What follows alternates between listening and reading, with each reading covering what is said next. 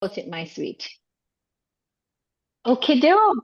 All right, like letting in some women here. Lovely. All right, so welcome to Menopause Monday in March, because I'm not sure we've had any in March so far, but today we have an amazing special guest, Dr. Terri Ann Samuels. I'm just going to pin us so that we can. There we go. Dr. Mhm. Terri Ann Samuels, who is a urogynecologist, and as I was explaining to you, I didn't know what that was, and I had to Google. I so And appreciate you saying that. I had to Google. I'm very sorry. But what I So, love was you are gynecologist is urology and gynecology put together. And I think yes. that that's absolutely beautiful. Mhm. So you are a highly trained board certified urogynecologist and female pelvic medicine and reconstructive surgeon. Mhm. Yes. Back As a, together. that's a lot. So, as a urogynecologist, you skillfully, I'm reading your bio, Mhm. skillfully perform the roles of four interrelated fields. That's gynecology, urological, cor- colorectal, and aesthetic surgeon. I hope I'm pronouncing this all right. Have I gotten all those Oh, four you areas got right? it. You got it. You got it. Awesome. Okay, so welcome, Dr. Samuels. It's such a pleasure to have you here to talk about a very sensitive subject for a lot of women, but an important, very important topic. Yep. Absolutely. So your job is to keep me on task because this is my favorite topic in the world. And I start in my lane, so I'm right there between your upper thighs and your belly button. And that's where most of the evolution of what I've done. I think a little bit about me and what urogynecology is, so we're speaking the same language. So an easy way to put it is we call ourselves the quarterback of the pelvic floor, right? Permission holes, right? Front, middle, back. And if you don't know that, we need to talk. So three holes. The front used to be controlled by the urologist, the middle was the gynecologist, and the back was a colorectal surgeon, right? So now what we did is we took as OBGYN trained mostly, some people are urology trained at a basic level. We then do 3 years of training in just pelvic floor reconstruction. Okay. And so going forward, so that's where I started. And that was, so I've been a doc for 20 years. And then I for years. So going forward, we then most of our pathology was when it got to the extreme. So mostly women 65 and over, prolapse, incontinence, fecal incontinence, sexual dysfunction. And again, as we've evolved, with more awareness, women are aware of these dysfunctions earlier. They're coming in earlier. We're seeing more of the natural history of pelvic floor. I go from Mount Sinai into Baylor College of Medicine on my own in private practice.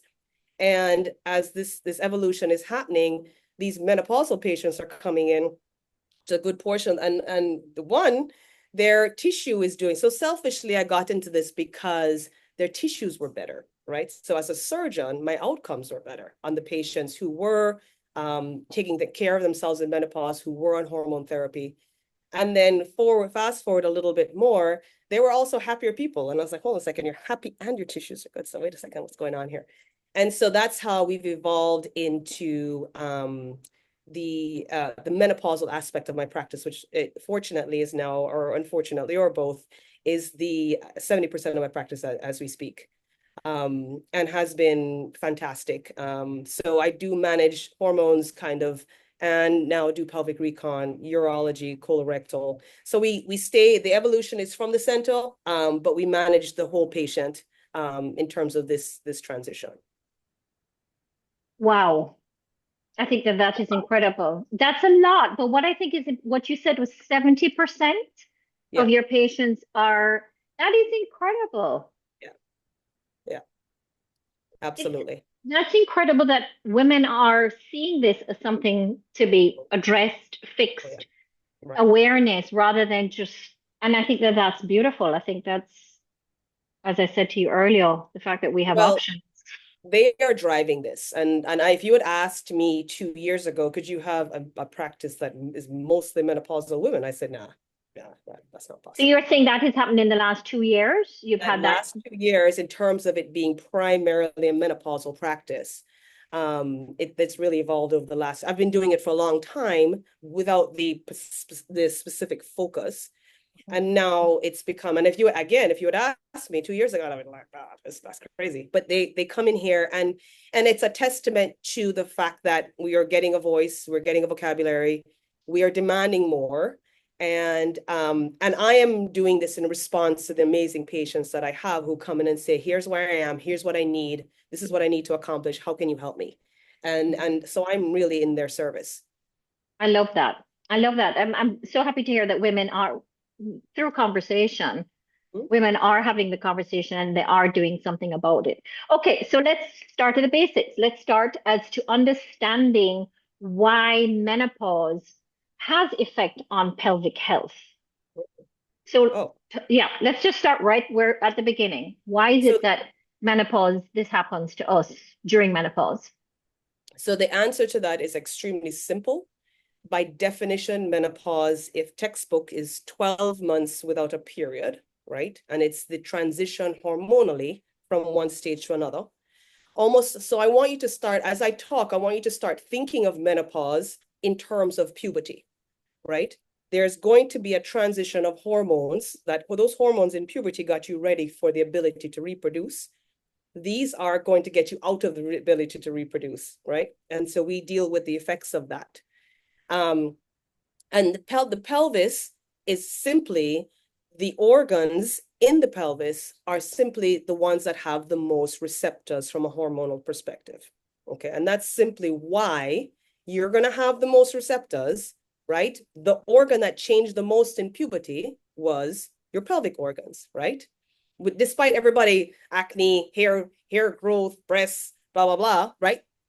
Scientifically, the biggest transition happened in your pelvis. The biggest transition out of it is going to happen in your pelvis, because you're going to, now the hormone that you put in, we're now going to take out. And so we now have to understand that the effects are going to be a little bit more severe, a little bit more on a continuum, because of the number of receptors that we're born with or we've developed in that area.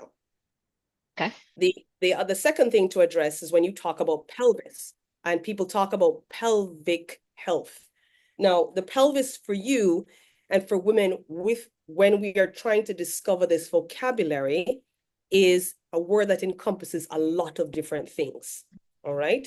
So in my world, right, this is a pelvis, Mm-hmm. the whole thing, right? So we're talking, but filling this, right? These are just muscles. The only things that really fuse together are here, right? Everything out here sits between muscle, fascia, with functional tubes in terms of, and 3 different functions have to happen through the bottom of this, right?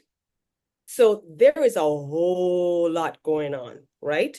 So there is no such thing like a pelvic issue, right? Because there's all going to overlap. They all have estrogen, testosterone, progesterone receptors.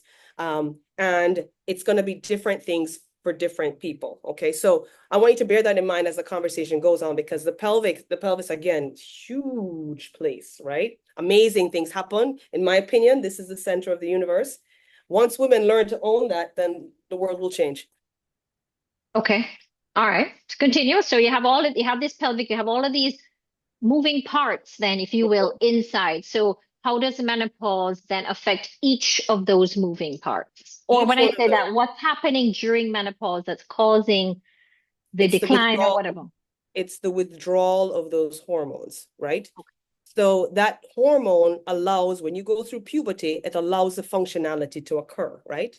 Your vagina gets larger, the tissues get thicker, you're able to handle sex, you're able to then, the sperm gets to the egg in order for you to have a uterus to reproduce. So I want you to think about it from complete withdrawal. We're going to take all of that away, right? The vagina is going to become thinner, the tissue is just not going to be fed anymore. Okay. Think about if a man lost his testosterone, his balls shrunk, right? That would make sense. Same for us.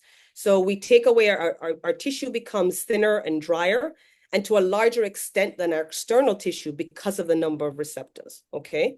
This is a very simplistic version of what actually occurs. Okay. There is a little bit more pain because of muscular atrophy, and also muscular weakness. Any muscles that have been damaged, right? We kind of compensate when we're younger. We have collagen, we turn over, there is compensation within the pelvis. That pelvis then starts to decompensate, especially if you've had or attempted a vaginal delivery, because anything that was affected will start to become apparent, okay? And how do we see that most often? We see that in terms of vaginal integrity, your ability to contract and relax. And also you see that in your ability to contract and relax in terms of urinary leakage, okay? In addition to that, from the bladder perspective, let's add in the effect, what we call GSM, genital urinary syndrome of menopause. Have you heard of GSM? GSM is a syndrome. It's a clinical syndrome. It has an ICD-10 code, which encompasses all those tissues that have receptors that are deteriorating as we go through that transition. So urinary symptoms, the bladder, just like the male has receptors for testosterone in their bladder, so do we for estrogen and testosterone. And so therefore, urinary urgency, urinary frequency, bladder pain, stress incontinence, these are all things that affect us from that perspective. Again, you use your muscles to hold your bowels. So your bowels, if that muscle starts to decompensate, you find it harder to hold your bowels, which is another part of what I do. We don't speak about as often, and it's a very embarrassing situation, but it often starts with the inability to hold your gas. All of a sudden, you're talking and you're like, I don't have enough time between the time that I feel like going to the bathroom and when I need to get to the toilet. So those are just a few examples. Constipation is another huge issue that I deal with in the practice, probably primarily what I deal with from a rectal perspective, that get affected because of this withdrawal of all these amazing hormones that we've developed. Okay, so what I'm coming to understand is, and which I've shared with the women before, when our estrogen declines, depletes, goes down, all of these organs are going to go into withdrawals. They're going to start. Okay, so other than, because I mean, I have a whole bunch of questions and we're probably going to be going all around the place, but other than putting back in your hormones, okay, so for women who can't do HRT, Oh. is there hope? Is there something that they can do? Because I mean, right off the bat, somebody's going to say, okay, great. Well, I can't do HRT. So what happens to my bladder, my bowels, my all of that? How do we address that? So you were talking about the functionality of an organ, right? Mhm. A hormone is simply a messenger, and Yeah. it's only as good as the end organ. Okay. So Okay. that's where we start talking about awareness and understanding the deterioration that's happening and catching it early enough and intervening accordingly. Okay. So let's say, for instance, we're watching a situation where you are becoming more and more stress incontinent. You're going to the gym, and every time you cough and sneeze or you lift up a heavy weight, you're starting to leak. So when you have the understanding that yes, it's estrogen, if your choice is not to do hormone replacement, then we need to maximize the strength of that end organ, right? So we need to look at how do we what are other ways of optimizing the end organ without giving it additional messenger, right? Hmm. Because that's how we operate. The entire body operates on hormones, right? The hormones are not exclusive to estrogen, testosterone, progesterone, their thyroid. There are thousands of hormones in our body. The idea is that they're messengers and there's an end organ, right? Without the messenger helping the end organ will deteriorate. How do we anticipate that this is going to happen? How do we support it in other ways, depending on what the situation is? And this is where it becomes very personalized in terms of menopause management. Hmm. So hormone therapy is not the only option, is the Okay. answer. Okay. Well, I mean, it almost sounds, I mean, it sounds similar to me, like in simplified terms, you going to the gym. People at our age don't want to go and do weightlifting because they think they're going to be bulky. But if you don't work on your muscles and you don't do your, work on those things, they will, decrease and whatnot. So it's something similar to that of being able to build that up without home. What are some of the early warning signs? You talked about going to the gym, lifting heavy weights, maybe you leak a little bit. Or what are some other early warning signs that women should be looking out for at this time in menopause when they bladder, bowels, as you talked about earlier? What are some other early warning signs that women should look out for? The most common ones are going to be urinary urgency. So I'm running to the bathroom consistently. And I'm getting up a lot at night to pee. In terms of vaginal dryness, starting to get that starchiness when you have intercourse, that that you didn't have before, even though and again, assuming the other, and we've talked about sexual function because I can do a whole other dissertation on that, but assuming that all the other parameters stay the same. So again, if you like your partner still, then yes, the anticipation is that you're going to get just as much moisture in the same way that you always have been getting. If you don't like him, no, you won't. So make sure all those parameters are the same before you judge yourself. Okay. But if all parameters are the same and you're starting to get that starchiness, that dryness, then you need to start to look into what's going on. And from a bowel perspective, poor bowel habits. And listen, my ideal is I want everyone pooping every single day. Every woman should be doing a good bowel movement every day. And if you're not, or if that changes suddenly, now you are not a walking vagina, you must at 50, you should all have had your colonoscopy already. Mm-hmm. If not, then you should. The age is now actually 45. So when your bowel habits change significantly, the first thing I'm going to send you is to my GI guide to get your colonoscopy done. But bar that, if we're talking about hormonal issues, then we talk about getting back into a good bowel habit in dealing with constipation, diarrhea, and dealing with what we call fecal urgency, and sometimes the inability to hold our poop the way we'd like to. So those are probably the commonest symptoms when it comes to pelvic health. Obviously, if all the other symptoms start to occur, right, then you don't want to ignore them. But they all will tend to happen at the same time. What I find interesting is that because we've had many women come on and speak, a lot of women don't have your typical, menopause symptoms. They never have a hot flash, they never have the anxiety attack, they never have, or they don't have them the way that it's like bells go off. But they have shared that their bowels have changed, their bladder has changed, all of that has changed. So it's quite interesting to see that it doesn't have to, it can go straight to that area.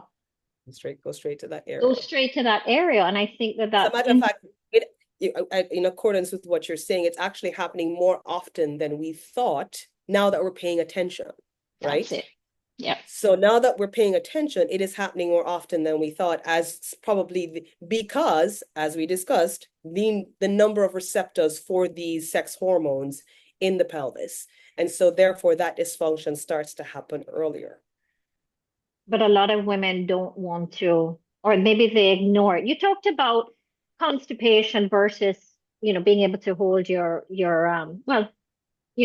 fecal stuff. Why is it that some women have terrible constipation during it and some have diarrhea?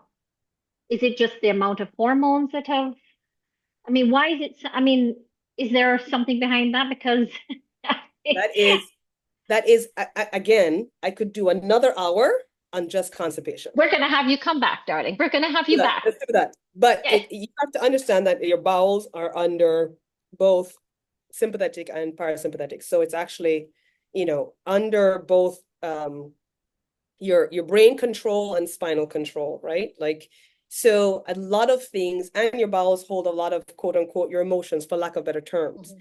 So again, menopausal women can go into constipation, one, because they never had a really good bowel habit. Two, they have poor pelvic floor, true actual pelvic dysfunction, secondary to muscle deterioration or secondary to a delivery that wasn't repaired accordingly, etc. They could have puborectal dysfunction.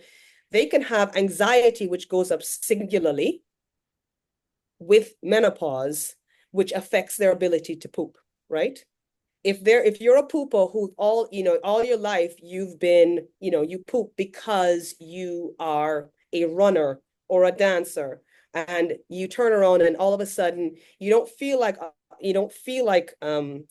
exercising anymore, and things start to deteriorate.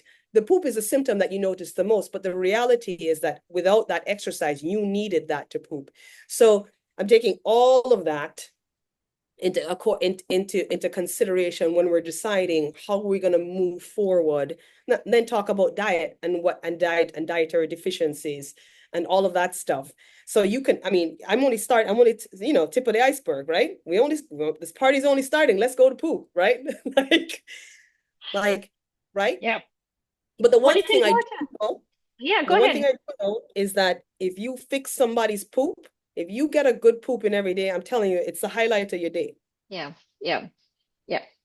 But I right? think what's important, what I'm getting from you is if you've had a change of lifestyle as well, Mm-hmm. I think that that's very important. If you have a change of lifestyle and you have menopausal or in your menopausal, perimenopausal stage, both of those are going to affect your whole bowel, and of course the diet and exercise. So I think it's important for women to see that if you are no longer doing the exercises that you used to do, and maybe you become more sedentary, and maybe you're not eating as well that you used to eat, of course that is going, and of course then you have the added hormones sucking everything out of you. Of course your bowels are going to shout and scream at you in some way, form, or other. Absolutely. So I think that's awesome. All right, so bladder. Let's go to the bladder. Let's talk a Mm-hmm. little bit about, you talked about leakage. What about like UTIs, and why is it that women do have more UTIs while they're going through menopause? Absolutely, because your urethra and your vagina are estrogen dependent. So if you take away that estrogen encourages a very healthy bacteria called lactobacillus. And if your lactobacillus is your good bacteria, they're your soldiers. If your lactobacillus isn't high enough, they kind of guard everything and make everybody sing kumbaya. You take away lactobacillus, or it's not supported by estrogen therapy, then other bacteria that already exist are allowed to grow, and more virulent bacteria, and then they get housed, and it's usually seeded from the colon, but then they take up residence. You have a urinary microbiome, and it needs to be, and part of that urinary microbiome is supported by estrogen and testosterone and progesterone. So the short answer is when your hormones go off, then the kumbaya, the biosis, the microbiome then goes off, and it gives us a great opportunity to have recurrent UTIs. Okay. So it becomes like a breeding ground. It becomes not a breeding ground as such, because it's not, it's just that it's, you always had bacteria. Each one of those holes has their own microbiome, and they're singing kumbaya. You stay Okay. in your lane, I stay in mine. The back boy stays where he stays. Okay. Now we then say, well, if we kill off, it's like having an Indian reservation and killing off one of the teepee. This is so racist. I shouldn't be talking like this in this country. But you kill off one TP tent, then the other one is allowed to then grow, right? So then one family grows larger than the other because of space, because of fertilization, etc. And so the idea is that you become dysbiotic. And in Okay. your dysbiosis, if the dysbiosis includes a virulent bacteria, you're then allowing, or when I say virulent, meaning that it's a bacteria that causes UTI. If that's what ends up proliferating, then you will end up with recurrent UTIs that are definitely difficult to treat.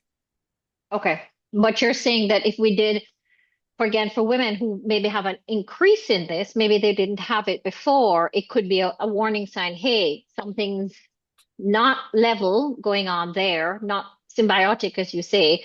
Have Yes. it checked and make sure yeah. So that is an early warning It sign. is it's nice. It's an early warning sign, and it's something that, I actually just put a post on this, is that soap doesn't help you, right? Because by the time a lot of patients get to me, they're like, I'm bathing before sex, I'm bathing after sex, I'm bathing in the gym, I'm bathing after the gym. And I was like, what a mood killer. Like, that's terrible. The problem is that most of it is not helping you. That consistent showering is right. Remember, I just talked about the microbiome. So each one of them, every time you now bathe and shower and take soap and put soap in your vagina, you are killing good bacteria that's going to help to fight the infection long term, right? So what needs to happen is we need to reestablish that microbiome, not go around trying to wash everything away, right? You Okay. are supposed to have bacteria in those three holes, especially in your vagina. So if we're not using soap, what are we using? So you're using your vagina is a self-cleaning oven. She is made in true perfection. It is the most amazing organ on the planet. She will figure out how to get back into her, but she needs to be fed with what she needs. So in that particular sense, if the issue is that the lactobacillus is low, we give vaginal estrogen cream, right? And in 90% of my patients, that alone will take away their recurrent UTI problem if it's in menopause. So sometimes the cure is that simple, but it's not about cleaning it. It's about allowing her to do her job. Okay. So if we're not using this vaginal cream, well, you talked about soap being bad. I mean, on the market you have all of these pH balanced washes and all that. Do you recommend women use that especially during menopause, or No, when you so we say, just don't because use soap at all? We just don't. We just use use, water. this is your hand wash. Sit here, right here. This is Yeah. your hand wash, and you use mostly water. You do not want to be using any kind of douching. You do not want to be using soap is not natural. Yeah.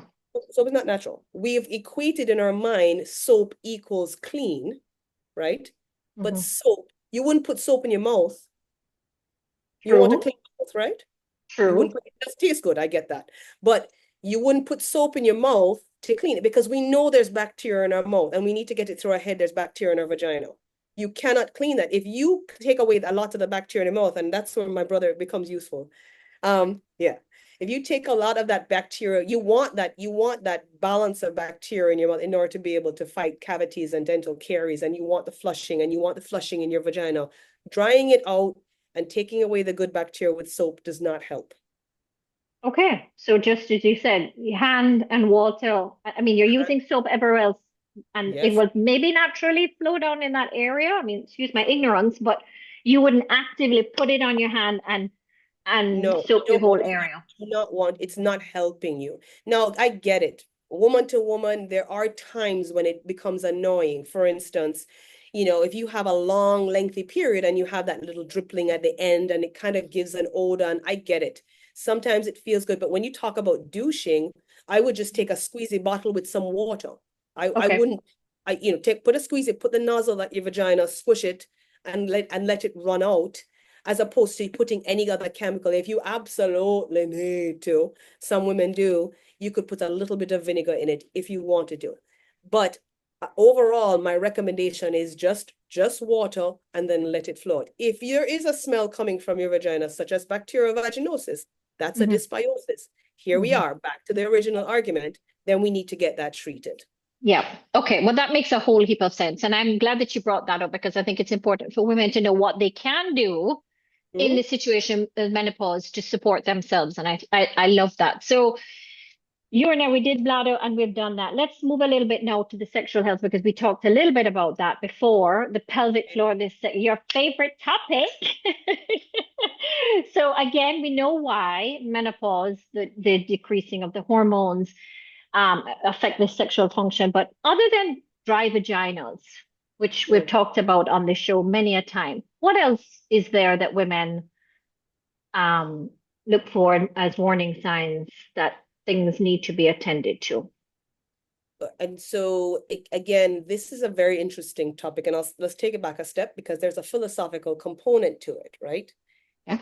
Your sexual hormones obviously are helpful for sex for the sake of reproduction, right? So I think the one thing I've learned in terms of the sexual portion of my practice is that it's a physiologic. What we know is that the actual sex will deteriorate as we go through menopause. One, because we don't have hormones, right? Take away, and then in terms, sometimes it's easy to understand, take away a man's testosterone, his penis gets small, his balls shrink, his erections die. Okay, we get that, right? So therefore he can't function. It's the same for us. The question is whether or not, the philosophical question I ask every patient is whether or not you want it restored. Is this an important part of your life? It doesn't have to be. If Mhm. you feel it's not important, who am I to say it is, right? You have other priorities. This is not your thing. I support you 100%. Now, for those for where it is a priority or something they want to retain, restore, and maybe even revive, then we talk about different aspects of quote unquote what is sex, right? Mhm. Right? So the a couple of things. So when you talk about the organs and organs involved in sex, aren't we fortunate as women? Like we have an entire organ that doesn't, we can completely go through sex, have an orgasm, and not need a soul. Incredible. Wish someone would talk about it, right? It's true. It's very true. I mean, if men could do it really as Mm. quickly as we could, very envy is real. Okay. Hmm. They just Hmm. want to feel needed. I get it. The issue is, so a part of that is going to be your clitoral function, right? So imagine the clitoris is just like the penis. As you take away the testosterone, take away the estrogen, it will sometimes get smaller. It'll sometimes get more difficult. So now it becomes smaller. It's then less sensitive. It becomes more hidden. Okay.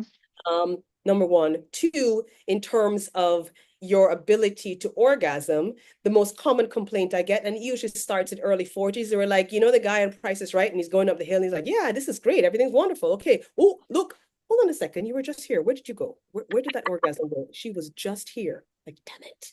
And she's gone. So that's probably the most important complaint. Like, I'm trying to get there, get over this so I can get on with my day. And now I Hmm. can't get there. Right.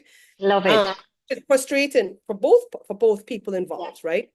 When you talk about your quote unquote G spot, that's a whole other dissertation, whether it exists, what it is, conflation of sin. Yeah. Your ability to orgasm vaginally, which again, only 10% of women are vaginal orgasms primarily. Okay. Let's stop there for a second because that came up in our six with Dr. Karen Carpenter. Remember, I couldn't remember her name. And when she said that in the room, women's faces were like, "Oh, thank God!" Yeah. Like, like really, they thought it was something that was wrong with them, why they couldn't do it. So I'd like you to repeat that again because I think that's So, very important for so women. 10%, and that's being generous, of women are primarily vaginal orgasms. As a matter of fact, I was at the International Society of Sexual Medicine meeting. So that's the European side of ISWISH 2 weeks ago.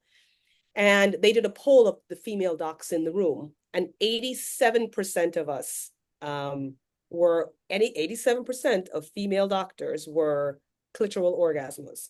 Okay. Wow.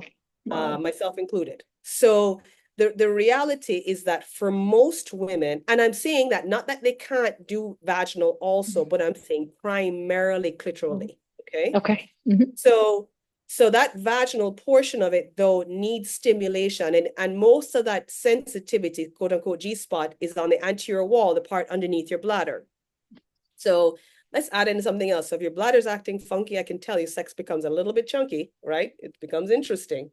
The other thing is that musculature underneath it, you can't support a penis to hit that anterior floor unless the back of your vagina is strong enough, right? And now if it doesn't start, then that penis, he can stroke all he wants. We're doing an arc here. We're not hitting the back of the vagina, the top of the vagina, sorry, anteriorly. So therefore, it's going to be harder to stimulate you to get you to where you want to be, right? So these are all, so imagine I'm going to make it blossom in your brain as to how many women will have parts. And so therefore, the sex where it was is changing. How Hmm. much retain? How much do we find a new way of doing this? How much more do you want to do in your lifetime? And it depends on phase, stage, married, not married, single, right? So it's so multifaceted. Then add in the psychosocial aspect. This is your biggest orgasmic organ. So I can fix this up until the cows come home, right? I can make your vagina pristine. If your brain isn't there, I don't care what I do. Not If going to you think happen. I'm putting on belly fat, I'm getting fat, my girlfriends look better than I do. I don't like my partner, cannot fix that, right? All of those things will play into how well the organ's functioning. So all of that has to be addressed in terms of sexual function. Well, there's a connection, as you said. There's that mind-body connection that if Mhm. the mind isn't going to work alongside the body, there, as you said, you can work on the body till forever. But if the mind isn't there, Right. there's going to be no connection. And I think that's a very important point for women to see Right. that during menopause, perimenopause, after menopause, when those hormones decide to take leave of absence, it is going to affect your mindset. It is going to affect that drive, that libido, that all of that feeling sexy and feeling amazing. And Right. then on top of it, if you don't have good working parts, Mhm. it's it's going to be something that we kind of don't want to do. We're just going to say, look, we're Yeah. good. We'll learn to live Exactly. without. We're going to learn to Right. live without. And Which then during menopause, what no woman should be forced to be in that position. As you said, if that's something you want, that's a choice, but you shouldn't be pushed into that direction. right. Absolutely. Absolutely. And pain is something that we need to make sure we take into consideration. And creating pain syndromes because simple things like dryness or otherwise, psychological traumas, um, and just, again, how we feel about ourselves. And so these consultations, when it comes to sex, that's a whole separate consultation for me. This is an Mm. hour, right? This is an hour of us just sitting down and figuring it out because as I'm telling you, this is so multifaceted and it is so personalized. It's not so simple as saying, oh, we have some vaginal dryness, here's some cream. Mm-mm. Um, there is so many other aspects of it that we need to deal with. So yes, it's a big deal, but the restoration and how far you're willing to go depends on the women. And one of the big hot topics in ISM right now is we talk about libido, right? Because Yeah. women start to feel good and they're like, oh yeah, I'm 20 again, right? And they're like, but I want to feel that de novo spontaneous, like, oh, look, I have X-ray vision, I can see through his pants. The question is, did that spontaneous libido ever exist? And that's the biggest question now we're having in the sexual medicine world. Like, did that spontaneous, is there really truly anything? Is there really truly spontaneous libido? And so that's a whole other question that we could philosophically discuss, right?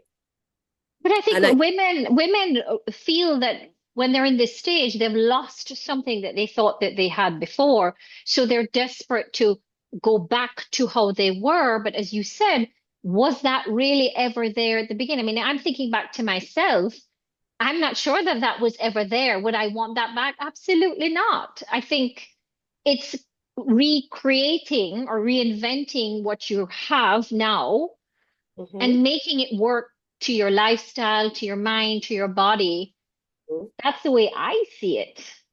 I Well, I mean, think if what is that libido? I mean, the most simplistic example would be, for instance, people will say, well, when we first started to date and we were going on our first date, I felt all hot and heavy when I saw him walk into the room. The problem with that is, and that's what in her mind she says is spontaneous libido, right? Mhm. But is it? When you got ready for that date, you put your perfume on, you got your hair done, you were putting on the outfit that made you feel sexy, right? Before he got there, he held your hand, he looked into your eyes, right? There was no spontaneous libido, or was there spontaneous libido?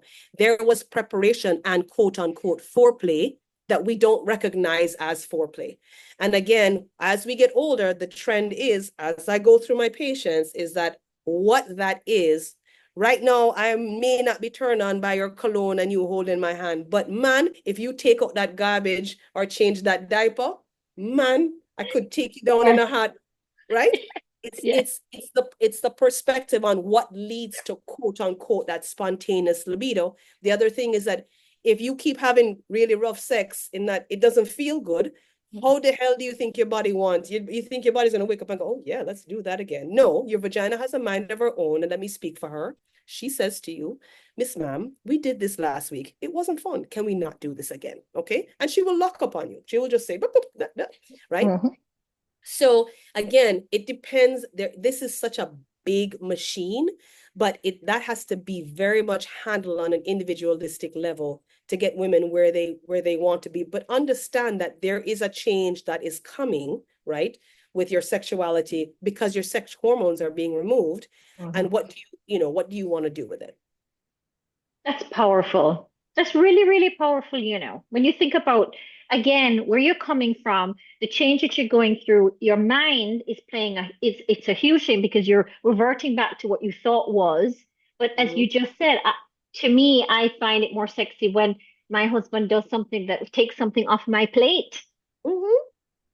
And Right. a lot of women don't see the value, maybe not want to see the value in that. I'm not sure. Maybe they want to go back. I'm not sure. But really go into what is Right. it that lights you up? What is it makes you feel, Right. wow, shit, that's amazing. And I can tell you, and the other side of my practice is I also do male testosterone. So we have the Houston Testosterone Center, and in and amalgamating this menopause issue and starting to look at it as a couple issue. But if you speak to a lot of men and you say to them, look, you will get vagina tonight if you take out the garbage. That's an issue of not it's a commission of communication and vocabulary. If you tell them exactly what I need done, right, to get what they want, they will do it. They will do it. But that has to be, you can't know that unless you test it, right? Unless you know what Absolutely. you.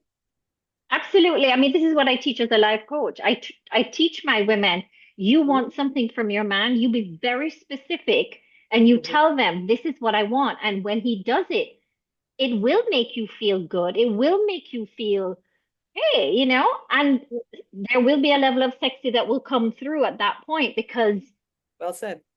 it's true. This is I have a whole program called Sexy Goddess Rising that I teach with my ladies. That it's the same thing. Be very specific, ladies, in what you want from your man. If it is to Mhm, take out the garbage or pay the taxes or drop off the child to school, you will get that mhm, bubbly feeling inside.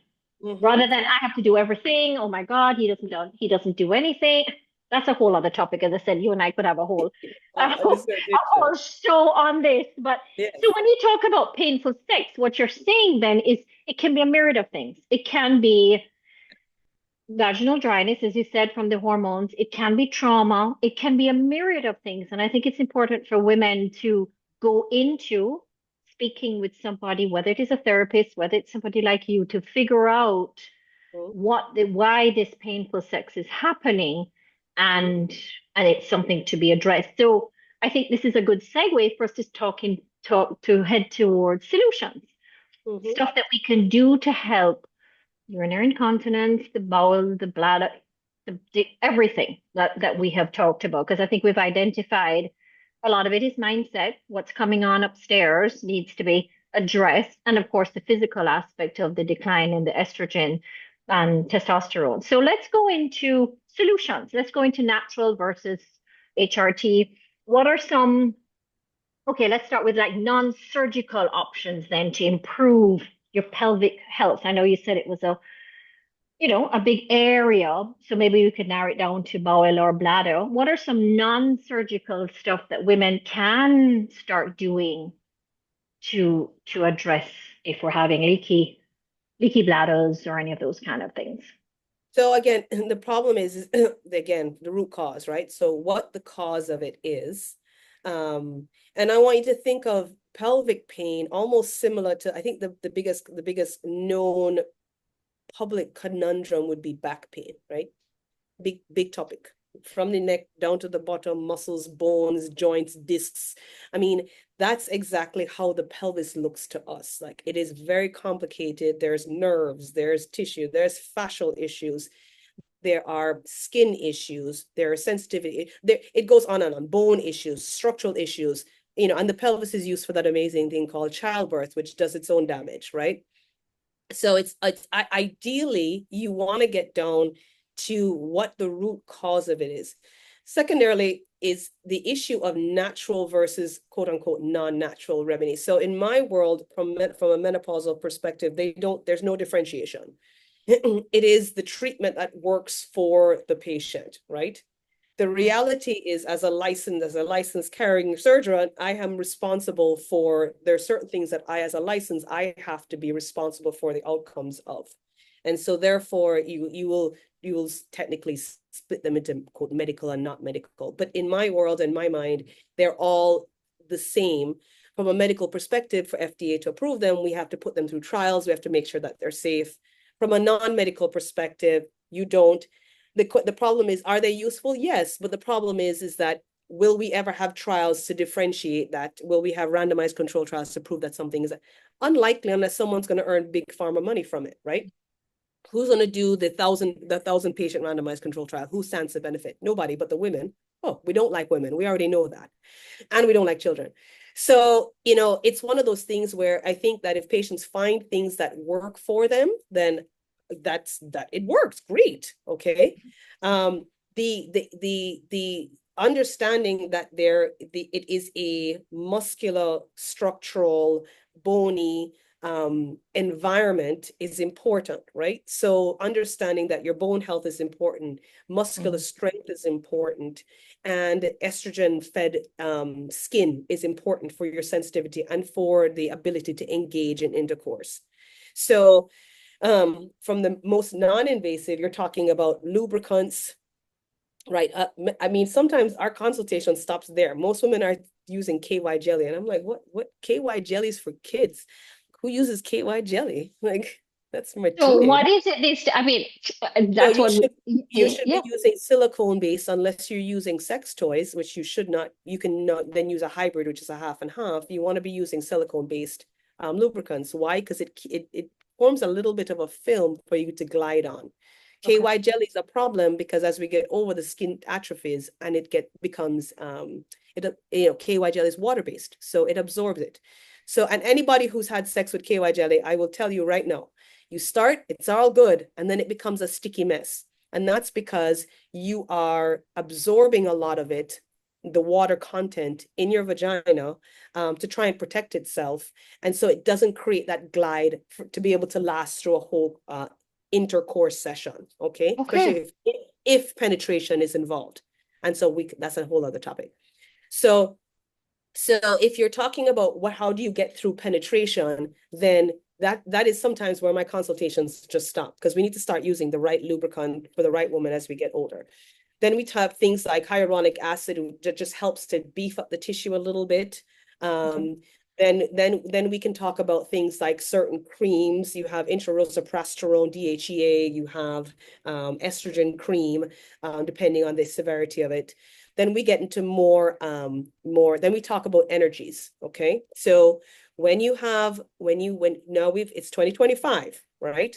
So we know that how do we address facial aging, right? We've addressed facial aging we do creams and potions and lotions, and then we do facials, we clean it, right? And we massage and chemo peel, right? And then what's the next phase? The next phase is energy. So your lasers, Mhm. your energies, in which what are you doing with all of them? All of them is on the same premise. You have skin that's not turning over as fast. That's why you don't look 25 anymore, right? Because our skin care, it's always been aging, it always turns over, but the turnover isn't as fast. So how do we engage turnover? We kill cells and force the body to make new ones, right? Not only do we make new ones, we increase the collagen, right? The sticky stuff in between, so we puff up the wrinkles. So we apply that and you good old biochemistry, right? We denature protein at 45 degrees. So anything that puts 45 degrees of heat or above is going to denature that protein and force you to grow new tissue. If you damage tissue on your face, what kind of cells do you grow back? Face cells, right? So if you damage tissue in your vagina, what are you going to grow back? New vaginal cells, right? And the new face cells you grow back are going to look better, right? They're going to have better, they're going to be better barriers. That's the function of the skin. So the same thing with your vagina. You grow new cells, they're going to create better barriers, or better functionality, right? And vaginal tissue is pretty significant, right? She's amazing. She needs to be sensitive. She needs to be elastic, right? She has to accommodate, okay? Mhm. She needs to and then she needs to be able to kind of ramp up an orgasm, right? So Mhm. all of these functions, right, are then replenished because you now have new cells growing in. And so we use radio frequency, erbium diode, CO2 lasers. They all will create strategic damage and force the body to regrow these cells, okay? And then you get a little bit further when you talk about surgery and kind of putting things back where they were, especially if you have muscle asymmetry, muscle damage. Then you also talk about things like exercise to fix your pelvis. You see how I can go on and on and on about this? I'm loving this. I'm loving every minute of it So because then I you think this is can, fascinating. you can go on looking at your pelvis. If you have a back pain, right? If you have shoulder pain and you have a known history of back pain, right? Is your back pain going to get better without fixing the shoulder pain? Right? So if you walk around your shoulder like this, Mhm. right, and you have back pain, do you expect the back pain to get better? No. So if you've had a delivery and your pelvis is off, your obturators are off, your piriformis is off, etc., it is going to have an effect on your pelvic floor muscles and therefore your vaginal function and therefore your sexuality, right? So then a lot of that needs to be fixed. What do we have as we get older? We tend to have muscle atrophy. Our muscles tend to get smaller, not just in our arms and legs. Everywhere. This is a full bowl of muscles. So if this starts to go wrong, right? And so it may be our gait, it may be the way we walk, but then it's also surrounding your bladder, your bowel, and your vagina. So your bowel and bladder function. So here we go. So you understand that all of this is multifaceted. The easiest way to start is root cause analysis. Where did this start from? Where did the dysfunction start to happen? And work towards it, because all aspects may need help. One aspect may need help. It just depends on what your pelvis looks like. Wow. It's like a gym workout. It's like a gym workout for down there. And I think that I'm sorry to make it seem so trivial, but it is important. It is as you talk about the muscles and stuff, as I said, you go to the gym, you want to keep all your muscles, so if you fall, you don't break a bone and all of that. I think it's important that women see that for their whole pelvic area. Absolutely. Absolutely. So let's talk about Kegel exercise. Everybody Yes, knows I was that going to ask you about Kegel. that. Yes. Yeah, Kegel. 70% of women, we know by statistics, by studies, have shown that 70% of women do not do Kegel exercises properly. So it's that simple. The other thing is that the other 30% cannot do Kegels. So if I take that muscle and I rip it in childbirth and it doesn't go back, you could Kegel till the cows come home. The attachments aren't there, right? The muscle goes from the pubic bone to the coccyx. If it rips in bulk, if it is never rehabilitated, I don't care. You could contract until the cows come home, right? It doesn't work, right? So to say we're gonna do Kegels is we now know, and don't get me wrong, I was there. You asked me when I was a baby doc, thousands of years ago, that it was like, oh yeah, just tell her to do Kegels, it'll be fine, it'll get better. And then you start getting into pelvises and you're doing surgery and you're like, well, I can see why she can't Kegel, because this muscle is floating in the breeze in her pelvis, right? It never got reattached. It never got rehabilitated. And so therefore, or she contracts on one side, kind of doing the dance, right? And that's a lot of that too is episiotomy. Do a big chunk of episiotomy, don't put that muscle back together. Sure. So if this side is contracting like that, this is going to be dysfunctional, and the malady goes on and on, right? Okay. So I think be careful when we use that word, like do Kegels. They're not so simple. And that's why pelvic floor physiotherapy is a huge part of my practice. Not under me. I have a group that I send to a bunch of badass women who are really caring about women, not only their vagina, but their pelvis, and trying to get them back on track. So, taking someone who's taken a special interest in this, I think is important. Yeah, I love the physiotherapy part because we've had one or two on before that talked about that, but I love how you have coming from the whole pelvic, diagram of figuring out it's all connected. And if you don't know, as you said, you could be doing these things thinking it's working and it's not working. And then so I think that's called suffering in silence. Let's talk a little bit about HRT, vaginal estrogen, all of those things that can help women who can do HRT. Benefits, drawbacks, what? Options? In terms of what? So we're talking a big topic now. I know. Okay, so let's start with HRT first. So you do HRT in your practice. HRT in my practice, yes. And what type of HRT is that? Do you do pellets? You do creams? You do what? All of them. Pellets, creams, patches, all of them. Yes. Okay. So the question is what you need, who qualifies for it, and when or if to execute. And that's going to be very much on a personalized basis. I think what has changed, I think what my experience, I was a baby doc when the WHI came out. Did you guys ever talk about the WHI? Yes, we have. Yeah. So when the WHI came out, I was a baby doc and I watched all my seniors in OBGYN drop hormone therapy, right? Yeah. 20 years in, we have revamped biostatistically what that thing, and we have turned that entire study on their head. We have put out the postulation that we were completely wrong, and we actually killed more women than we saved with estrogen therapy, without estrogen therapy. Mm. As a matter of fact, if you look carefully at the WHI, the biggest question I get is breast cancer. Am I going to get breast cancer?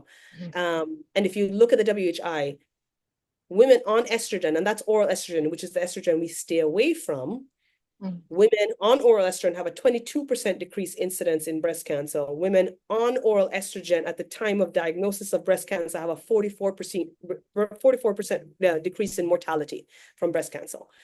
So these are the portions of the study that were not publicized. The other issue is that here we are with something, right?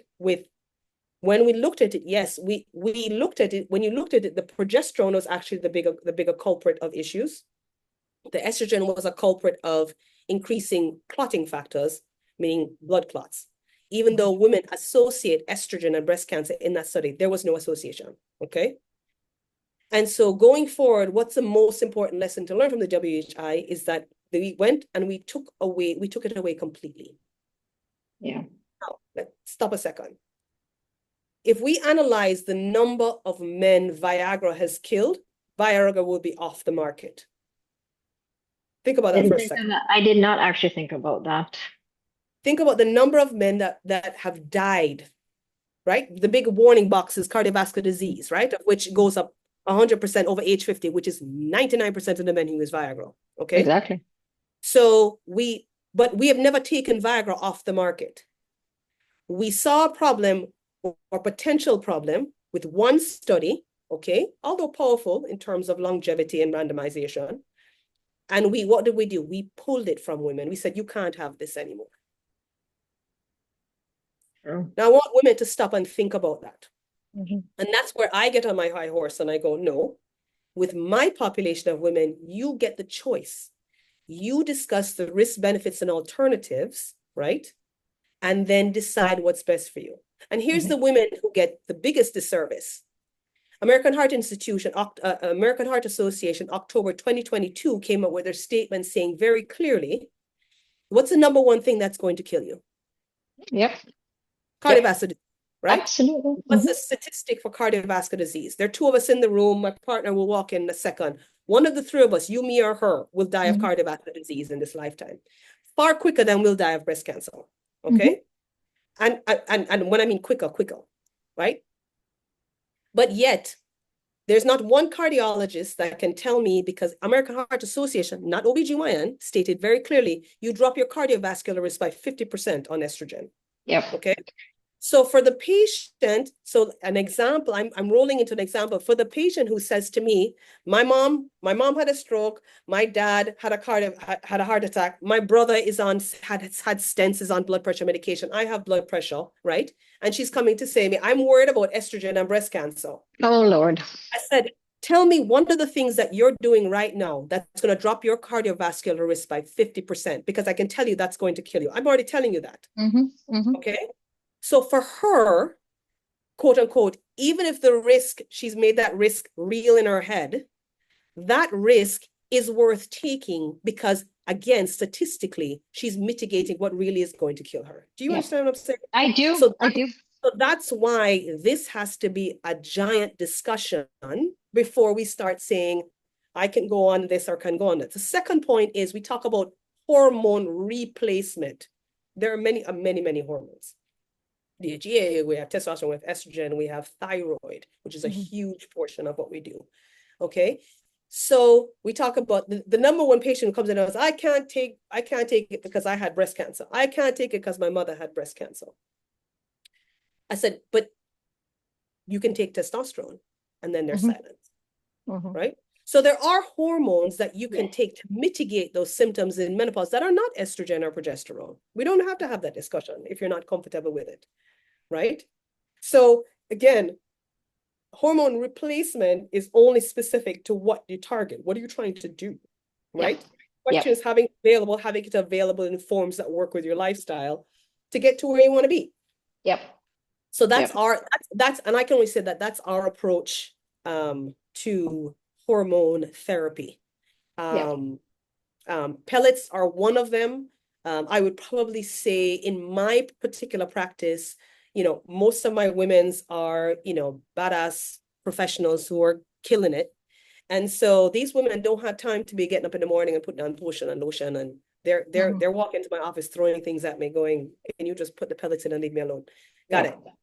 Yeah. Right. So that is just the way my practice has evolved in terms of my population. But I am also completely supportive if women want to do creams or patches, as long as it's done safely and routinely, then they're all great options for us. I think it's such a great discussion to have because I mean, we've had this on the show several times about the HRT, but for women to understand that there's always an option, there's always some kind of a treatment for you, but it's just for you to have the discussion with your doctor. And if you're not getting the response from that doctor, you keep going. You find the doctor who is going to answer your questions and going to, rather than popping you an antidepressant and saying, okay, it's all in your head type of thing, because we've had women on here to share that with us. So I think the fact that we have options is we're so blessed. We are so blessed now, but it's for women to have the discussion. Right. And that's why I do what I do, is for us to have the discussion of, especially in this topic, in this area, which can be very embarrassing for women. They don't want to talk about it. I mean, the bladder and the bowel, that's one aspect, but the whole sexual function for a lot of women, they don't want to talk about it Right. because it's an embarrassment or it's something that they feel has to do with them. So having somebody like you or a regular gynecologist or whoever go and have that discussion, because there are options with it. So on our closing note, I'd love you to just tell the ladies piece of advice. If you're feeling this, leave us some beautiful parting words of, we're in this journey, on this journey. What do we do? Together. No, What do we do? that's awesome. That's the no pressure there. Um, I think where I am, and again, as I continue to evolve as a practitioner, I think one of the things that has worked recently is having as we discussed before starting the call, is having the discussion, is to be able to start to gain vocabulary, right? So that we can have a discussion. We're talking the same language, number one. Number two, find someone you can trust and understand that this is very personalized. There's a lot that, when we're making decisions about what to do with the menopausal symptoms, that has a lot to do with much more your genetics, your family history, your deliveries, and that when you're discussing it with other women, they may not understand how important those factors are into making a decision. And so the treatments are very personalized. And the last thing is, we have gone generationally. When you look at where we've come to as women, there was a time, I can tell you, my grandmother's time and probably early my mom's time, when we did not discuss puberty. You woke up one morning, you had some blood coming from your vagina, and you said you hope for the best, right? We're now in a sense where most women that I've spoken to are willing to talk about puberty, and they don't talk about puberty with their daughters crying. As a matter of fact, even with my own daughter, when my girls, and I have a few of them, when they have their period, we go on a party, we have a day out, we shop, we celebrate that this is the next phase of your life. And I want menopause to be in that context. Yeah. We're anticipating it, we're going to celebrate it, and here's how we mitigate the things that are happening, because there are things that are unpleasant that happen in puberty, but we don't sit and cry beside your daughter's bedside because she got her period, right? Sure. We help her, we communicate to get her through this and understand the value and the power that she now yields. Now, menopausal women, and in our practice, we call it second chapter planning. We're trying to get you to be with that. We didn't care about menopause before. Why? Because we were meant to be dead at 47. Okay. True. Without sanitation, without surgery, without vaccination, we should all be close to clopping our clogs at 47. We only care because we moved on to a second phase. Now we're looking at 80. Now we know there's a transition. Now, how do we envision the way we're going to be in 30 to 40 years? But guess what? If you can make that body work and keep carrying the wisdom that you've earned, this could be the best 30 years of your life. Oh, amen to that. That's why my business is called Chapter Two. My whole You're I'm kidding. I'm not, I did not know that. I yeah, did not know that. it's called Chapter Two Unleashed because this in your second chapter of your life, this is where you're supposed to be living. This is where you're supposed to be, you know, doing everything. You know what I mean? Right, that's So right. it's I think it's beautiful. But I love what you said about it's customized because menopause is not a one size fits all. Menopause treatment and Yes. menopause symptoms is not a one size fits all. It's not. And I think that for each woman, as I said, some women have no hot flashes, none of these things, but they will have bowel, bladder, Mhm. pelvic area, and it's Or they'll just have something as simple as hair loss. exactly. But people go, oh my God, well, my hot flashes aren't so bad, or blah, blah, blah. My girlfriend has X, Y, and Z. But if your hair loss, if your head of hair is your crowning glory, we need to deal with that yesterday. We Absolutely. don't want to wait until it all falls out and then you come and Yeah. tell me we're talking about hair transplants, which we do too, right? But we want to catch y'all early because you're aware that this is what's happening as the hormones change. Let's Yeah. deal with it early. Let's catch it on the front end. Oh, I love this. This has been a really amazing discussion, and I thank you so much for your time. This is just, as I said, we need to have a part two of this. And I think you need to put in your diary May 3rd. You have to come home to Jamaica Yes. because we want you at our live event because Awesome.